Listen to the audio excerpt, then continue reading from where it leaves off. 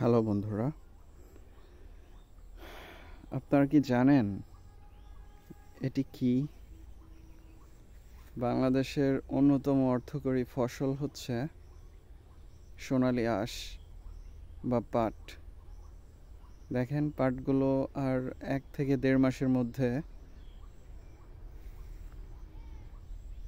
কাটা লাগতে পারে না, কাটা লাগবে। আর 1 থেকে 1.5 মাসের মধ্যে এই পাটগুলো কাটা লাগবে।